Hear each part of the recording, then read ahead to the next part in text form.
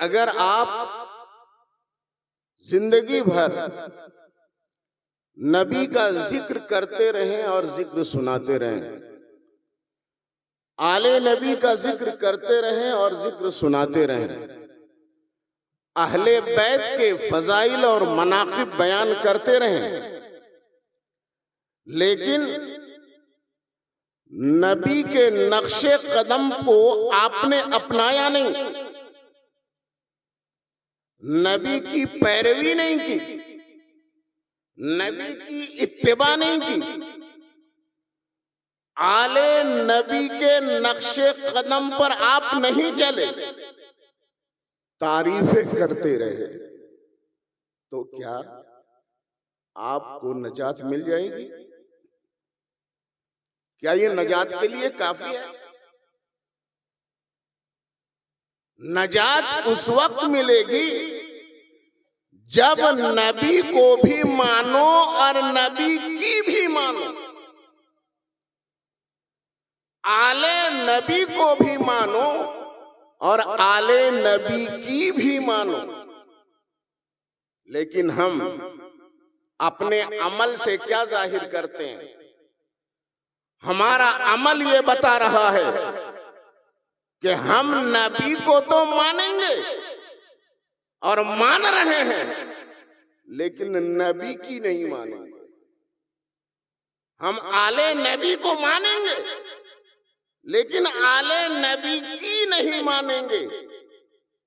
इमाम हुसैन का नारा लगाओ, या हुसैन कहो, यकीनन ये कल्ब की पाकिज़गी का एक जरिया है, सवाब मिलेगा। अहले बैत का जिक्र करो, सवाब मिलेगा, लेकिन हुसैन से सच्ची मोहब्बत और कामिल वफादारी उसी वक्त होगी जब हुसैन के नक्शे कदम पर चलो। क्या इमाम हुसैन ने करबला के मैदान में सजदे की हालत में अपने सर को कटाकर क्या अपने मानने वालों को यह दर्श नहीं दिया है कि आखिरी दम तक, आखिरी सांस तक, जब तक तुम्हारा होशो हवास बाकी रहे, तुम पर नमाज फर्ज है, नमाज पढ़नी पड़ेगी। हुसैन ने यह दर्श दिया है। करबला का सारा वाकया तो हम सुनते हैं, बड़ा अच्छा लगता है, लेकिन जब इमाम हुसैन का ये अमल हमारे सामने पेश किया जाता है तो हम ऐसा हो जाते हैं जैसा कि हमने कुछ सुना ही नहीं। हजरात, नमाज इमाम हुसैन ने नमाज को कभी छोड़ा है? बोलिए, नमाज छोड़ा है? तो इमाम हुसैन की मोहब्बत यही है कि हम नमाज छोड़ें, नमाज हम ना पढ़ें? बोलिए, इमाम हुसैन से अगर मोहब्बत करते हो तो नमाज कभी मत छोड़ना। मेरे दोस्त और बुजुर्गों, नमाज छोड़ने का अजाब कितना है, कितना बड़ा अजाब है। कुरान हकीम में ये कहा गया कि बेनमाजी जिन्होंने नमाज को जाये कर दिया, नमाजें नहीं पढ़ी, उनके लिए अजाब है। जहन्नम की एक वादी है, बहुत बड़ी वादी, उस वादी का नाम है गै। सयल्कौन गैया, बाद में आने वाले लोग, नेक लोगों के बाद कुछ ना खलफ लोग आ गए, कुछ बुरे लोग आए और आएंगे जो नमाजों को जाये कर देंगे, बर्बाद करेंगे, नमाजें नहीं अदा करेंगे। उनके बारे में रब फरमाता है, सयल्फसौफ यल्कौन गैया, अन करीब वो जहन्नम की वादी जिसे गै कहा जाता है, उस वादी में वो होंगे। हलाक हो जाएंगे। मेरे दोस्त और बुजुर्गों, ये नमाज ही एक ऐसी इबादत है कि और इबादतों का मामला तो ये है कि और इबादतों का हाल ये है कि उज्र हो गया तो उज्र की वजह से आप छोड़ दो, लेकिन नमाज एक ऐसी इबादत कि जब तक होशो हवास बाकी है नमाज माफ नहीं हो सकती है। खड़े होके नहीं पढ़ सकते, माजूर हो तो क़याम जो फर्ज है ना वो साकित हो जाएगा, वो खत्म हो जाएगा आपके जिम्मे से। आप खड़े होकर नमाज नहीं पढ़ सकते, बैठकर नमाज पढ़ो। बैठकर नहीं पढ़ सकते तो लेटकर पढ़ो, इशारे से पढ़ो। रुकू सजदा नहीं कर सकते, इशारे से पढ़ो। जब तक दिलो दिमाग काम कर रहा है नमाज माफ नहीं हो सकती है, नमाज पढ़नी ही पड़ेगी। और नमाज पढ़ने वाला अल्लाह तबारक व तआला के नजदीक कितना ज्यादा महबूब होता है, जरा गौर करो। प्यारे नबी इरशाद फरमाते हैं कि जब बंदा नमाज की हालत में होता है तो वो अपने रब से हम कलाम होता है। फ़इन्नहु युनाजी रब्बहु, नमाज की हालत में बंदा अपने रब से बात करता है। मैं यहाँ पर एक नुक्ता की तरफ आपकी तवज्जो मबजूल करना चाहता हूँ। बंदा जब नमाज में होता है रब से कलाम करता है, अल्लाह से बात करता है। अल्लाह तबारक व तआला से कलाम करने के लिए हमारे नबी मेराज में तशरीफ ले गए। मेराज में अल्लाह तबारक व तआला से नबी ने बगैर पर्दे के कलाम किया है ना। और हदीस पाक में ये आया कि नमाज मोमिनों की मेराज है, नमाज मोमिनों की मेराज है। मेराज इसे क्यों कहा गया? अरे नबी मेराज में तशरीफ ले गए तो सबसे अहम ने अपने रब से कलाम किया और नबी की उम्मत को नबी के वसीले से इतनी बड़ी रहमत मिली कि एक मर्तबा नहीं 24 घंटे में उसे 5 मर्तबा मेराज नसीब होती है। 5 मर्तबा, ये इनाम तो देखो। 5 मर्तबा यानी 5 वक्त की नमाज अदा करो तो 5 मर्तबा मेराज हासिल हो जाए। मेरे दोस्त और बुजुर्गों, मैं बताना ये चाहता हूँ कितनी अहम ये इबादत है। एक नमाजी नमाज का पाबंद जो नमाज को उसके हुकूक के साथ अदा करता है, उसकी शर्तों के साथ अदा करता है, उसके तकाज़ों के साथ अदा करता है, तो ऐसा बंदा रब तबारक व तआला के नजदीक फरिश्तों से भी अफजल होता है। फरिश्तों से भी अफजल वो क्यों है? देखो ये नमाज जो इबादत है ना कितनी अहम इबादत है। फरिश्ते भी इबादत करते हैं, फरिश्ते भी इबादत करते हैं। वो इबादत के लिए पैदा किए गए हैं, लेकिन उनकी इबादत अलग अलग है, उनकी इबादत अलग अलग है। कुछ फरिश्तों की इबादत ये है कि जब से वो पैदा हुए हैं उस वक्त से लेकर अब तक और क़यामत तक वो क़याम की हालत में हैं, वो खड़े हैं, क़याम की हालत में है। यही उनकी इबादत है।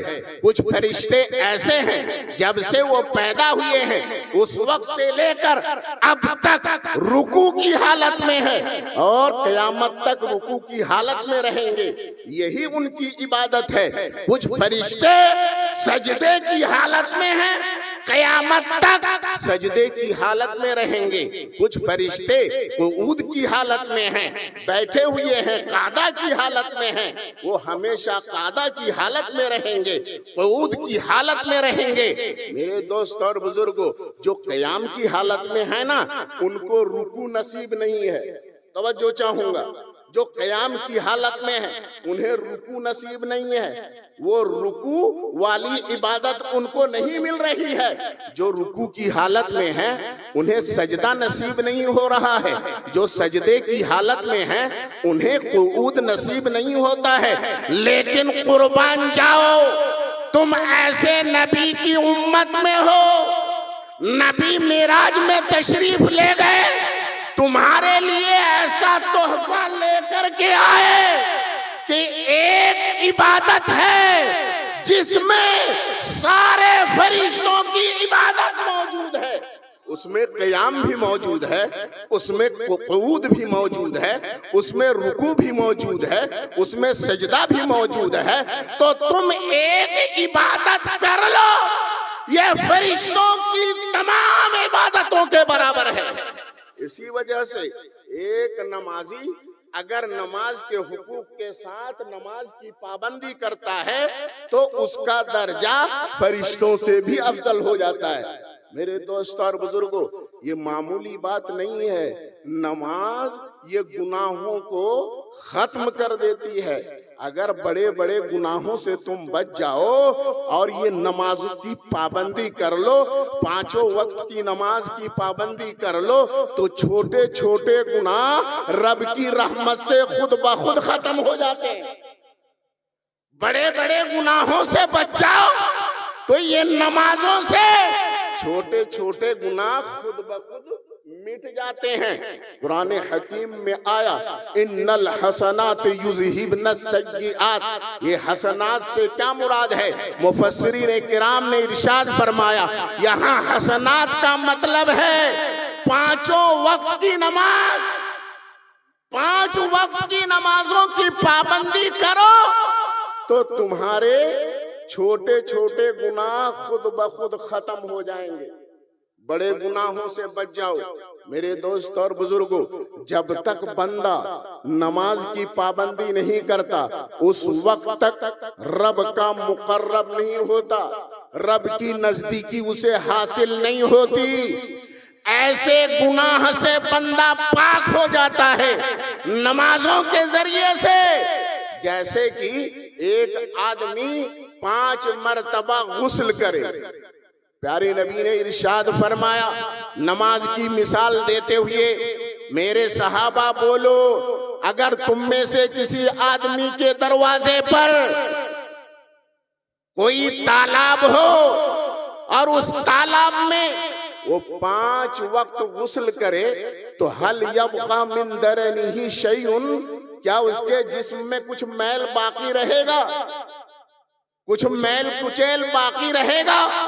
सहाबा इकराम ने अर्ज किया, या रसूल अल्लाह, उसके जिस्म पर कुछ मैल बाकी नहीं रहेगा।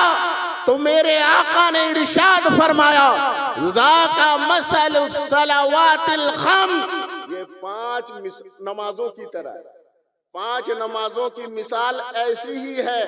जब बंदा 5 नमाजों की पाबंदी करता है, 5 वक्तों की नमाज की पाबंदी करता है, तो गुनाहों से वो ऐसा पाक साफ हो जाता है जैसा कि एक आदमी 5 मरतबा अपने घर के बाजू में, घर के सामने जो तालाब है उसमें नहाता है, तो जिस तरह उसके जिस्म पर मैल बाकी नहीं रहता, इसी तरीके से वो गुनाहों से बंदा साफ सुथरा हो जाता है। मोहतरम हजरात, यहाँ पर हिकमत है। प्यारे नबी ने ये फरमाया, उसके दरवाजे पर कोई तालाब हो, उसमें वो नहाए। इसमें हिकमत ये है, ये नमाज ऐसी इबादत है कि बहुत ही आसानी के साथ आदमी नमाजों की पाबंदी करके गुनाहों से पाक साफ हो सकता है। मेरे दोस्तों और बुजुर्गों, ये नमाज क्या है? अमल है, अमल है ना। और अमल बगैर इल्म के नहीं हो सकता। नमाज फर्ज है, ये अकीदा पहले मालूम होना चाहिए, ये इल्म पहले मालूम होना चाहिए, आदमी को ये पता होना चाहिए कि नमाज फर्ज है। फिर उसके बाद ना आप नमाज पढ़ोगे, बोलो तो पता क्या चला? इल्म पहले, उसके बाद क्या? अमल। इल्म के बगैर अमल नहीं हो सकता। अमल मौकूफ है इल्म पर। तो मालूम ये हुआ कि शरीयत पर अमल करने से पहले शरीयत का इल्म हासिल होना चाहिए। मेरे दोस्त और बुजुर्गों, आपने जिस मुर्शिदे कामिल का दामन थामा है, ये वो पीर हैं जो इल्म की तरगीब देते हैं, अपने मुरीदीन से यही फरमाते हैं कि शरीयत का इल्म पहले हासिल करो, इसलिए कि बगैर इल्म के तुम अमल नहीं कर सकते। जब पता ही नहीं है कि नमाज फर्ज है तो नमाज की अहमियत कैसे मालूम होगी? जब मालूम ही नहीं है वुजू किस तरीके से किया जाता है, बोलो तो वुजू सही नहीं होगा तो नमाज भी सही नहीं होगी। पहले इल्म होना चाहिए वुजू कैसे किया जाता है। तो मेरे दोस्त और बुजुर्गों, इल्म की अहमियत है, इसलिए कि अमल इल्म के बगैर हासिल नहीं हो सकता। और इल्म भी सिर्फ काफी नहीं है, इल्म के साथ अमल होना चाहिए। हमको मालूम है प्यारे नबी ने इरशाद फरमाया कि अहलु बैतिन का सफीनते नूहिन, मेरी अहले बैत कश्ती नूह की तरह, मेरे अहले बैत नूह अलैहिस्सलाम की, बोलिए, कश्ती की तरह है। फमन रकीबहा, जो उसमें सवार हुआ, फकद नजा, वमन तखल्लफ अन्हा फकद गरक, और जो मेरे अहले बैत से पीछे रह गया, मेरे अहले बैत को छोड़ दिया, वो क्या हुआ? हलाक हो गया, वो डूब गया। तो नबी ने क्या फरमाया? मेरे अहले बैत कश्ती नूह की तरह है, नूह अलैहिस्सलाम की कश्ती की तरह है। अब मैं आपसे पूछना चाहता हूँ, कश्ती दरिया के किनारे है, बहुत खूबसूरत कश्ती है, बहुत ही हसीन और जमील कश्ती है।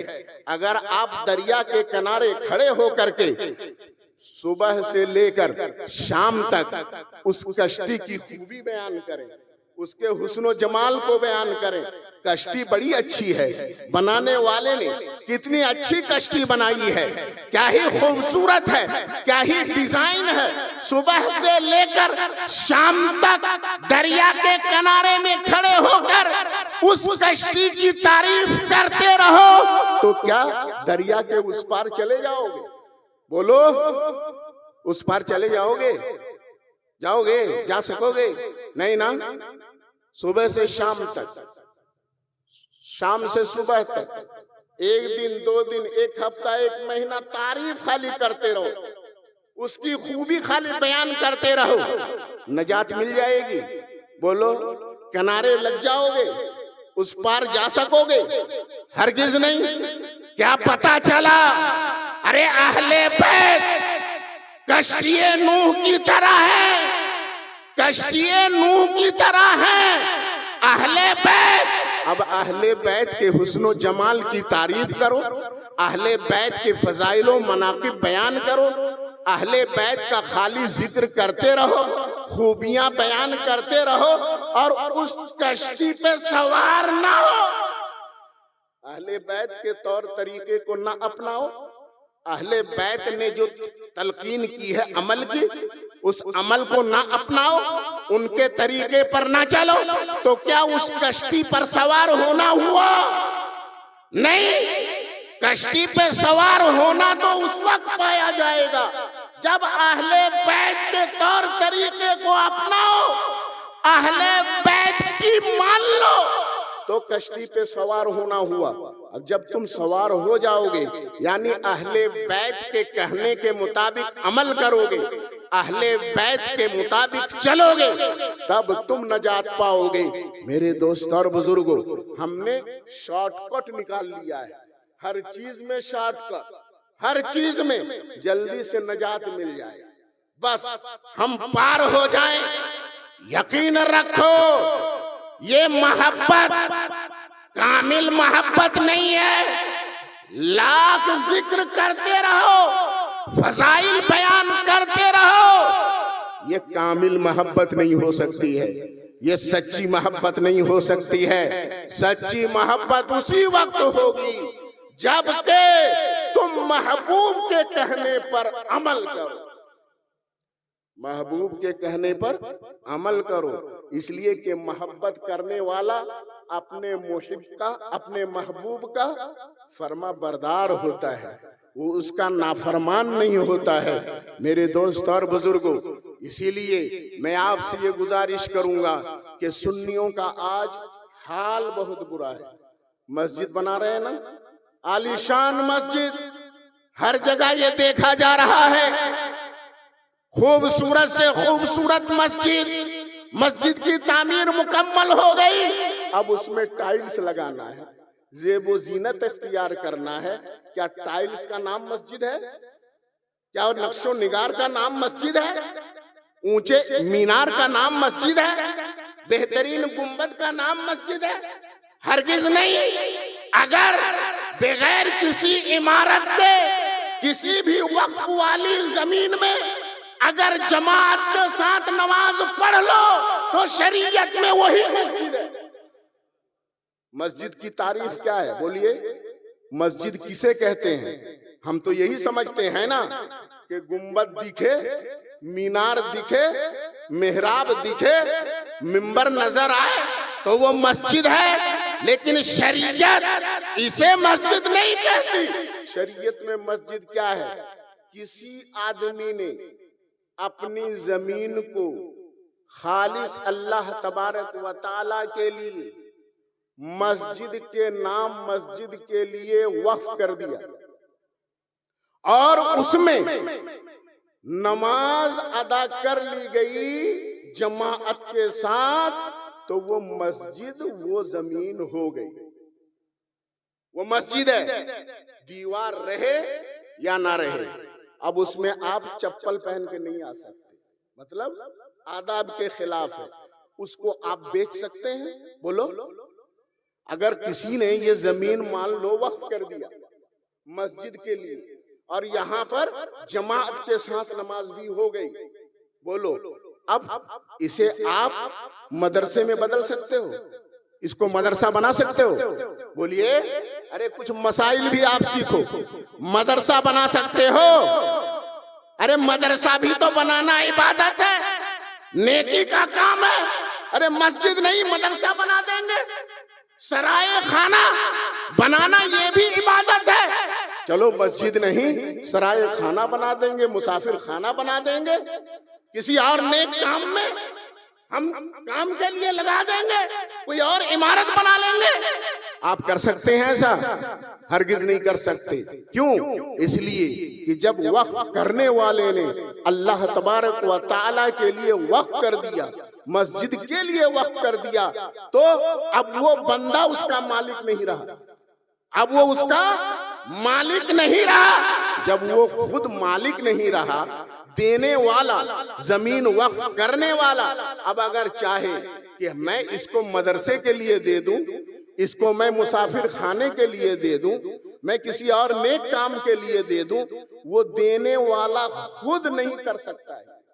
उसे ये राइट नहीं है, उसे ये पावर नहीं है। तो जब उसको ये पावर नहीं है तो हमको और आपको क्या ये पावर हो सकता है?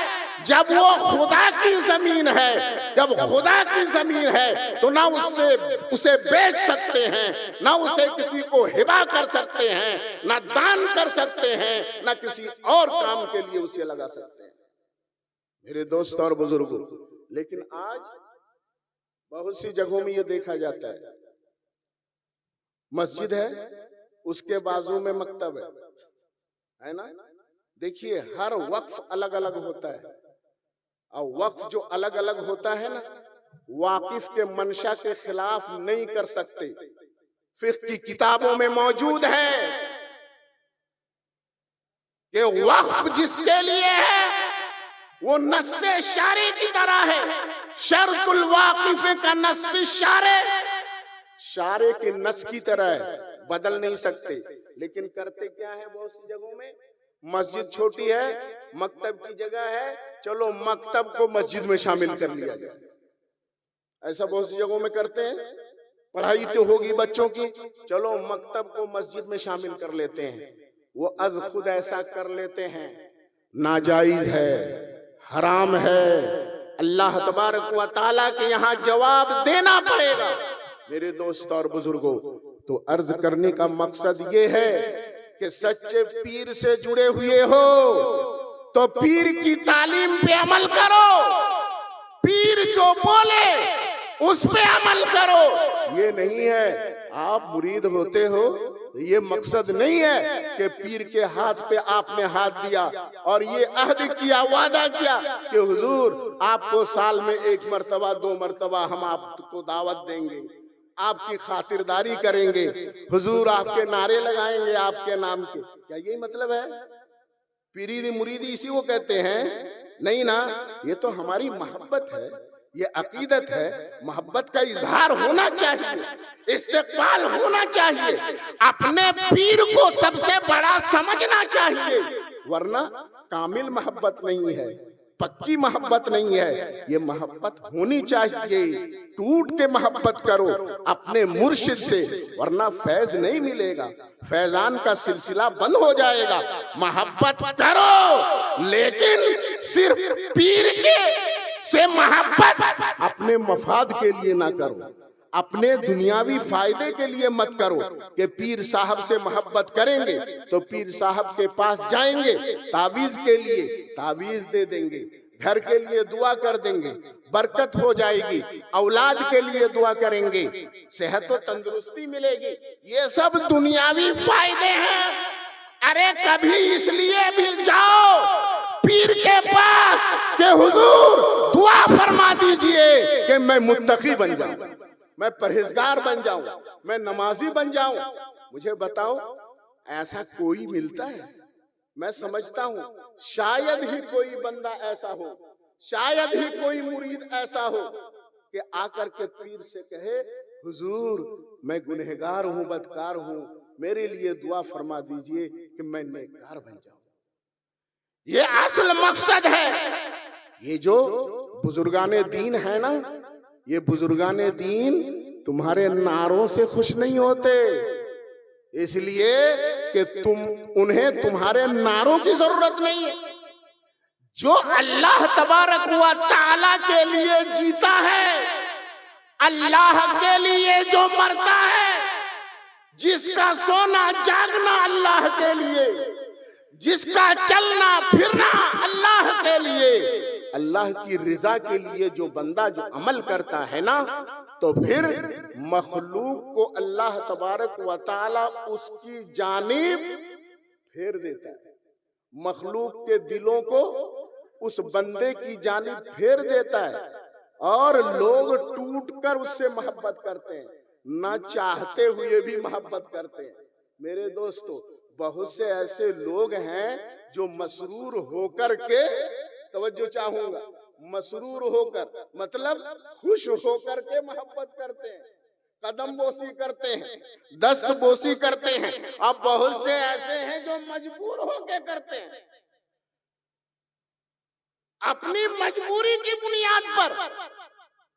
बात समझ में आ रही है कि नहीं?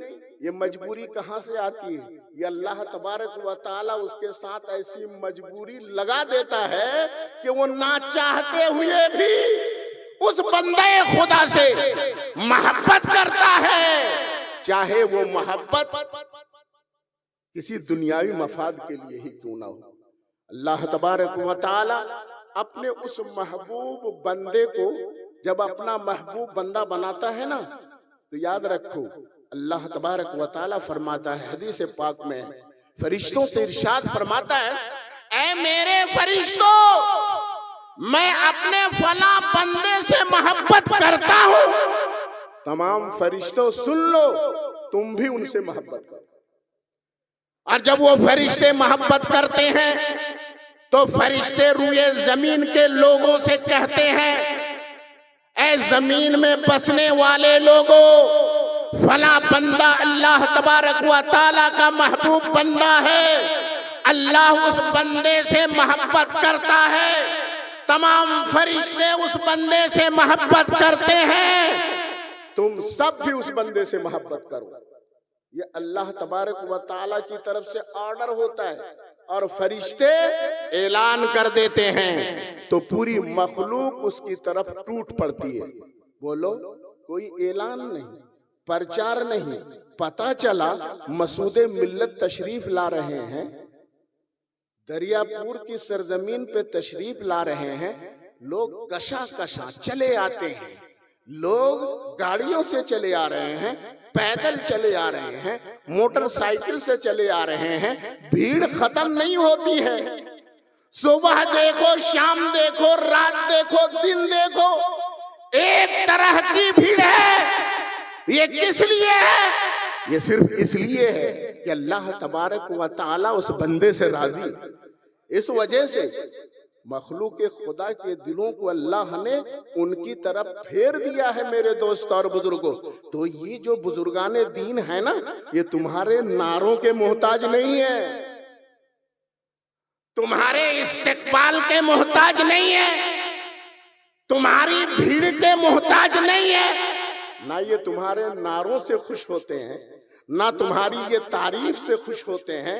अरे इनकी तारीफ जब फरिश्तों में हो, अल्लाह के महबूब बंदों की तारीफ जब फरिश्तों में हो, तो फिर क्या जरूरत है तुम्हारी तारीफ की? क्या जरूरत है तुम्हारे भीड़ लगाने की? मेरे दोस्तों, ये खुश किससे होंगे? ये रिश्ता तुम्हारा इनसे कैसा रिश्ता है? पीर से हमारा और तुम्हारा रिश्ता क्या होता है? बोलो, जिस्मानी रिश्ता होता है क्या? नहीं ना, जिस्मानी रिश्ता नहीं होता, हमारा रिश्ता रूहानी होता है, रूहानी।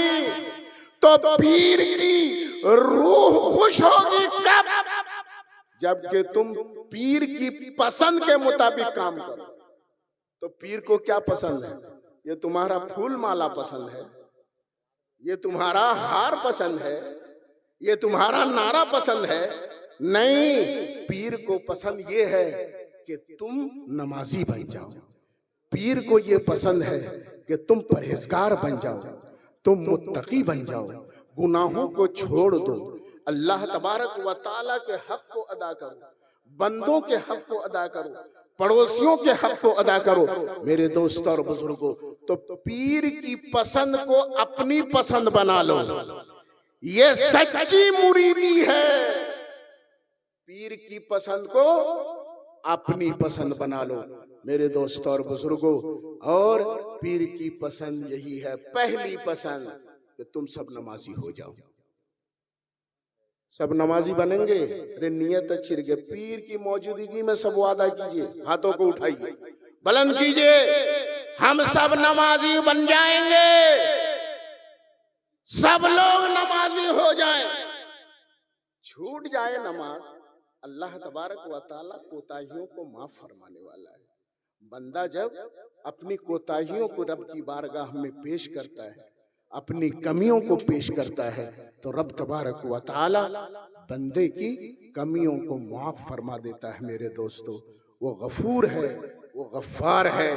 मेरे दोस्तों और बुजुर्गों, कभी नमाज छूट गई? छूट गई ना, कज़ा कर लो, है ना ऑप्शन, कज़ा कर लो। जोहर छूट गई, असर में पढ़ लो, असर भी नहीं पढ़ सके, मगरिब में पढ़ लो, मगरिब में नहीं पढ़ सके, ईशा में पढ़ लो, ऑप्शन है। लेकिन जल्द से जल्द अदा कर लो, इसलिए कि मौत का कोई ठिकाना नहीं है। मेरे दोस्तों और बुजुर्गों, हजरात गिरामी, मैं इन्हीं कलिमात के साथ अपनी गुफ्तगू को ख़त्म करता हूँ। मौला तबारक व तआला हम सबको एक बनाए, हम सबको नेक बनाए।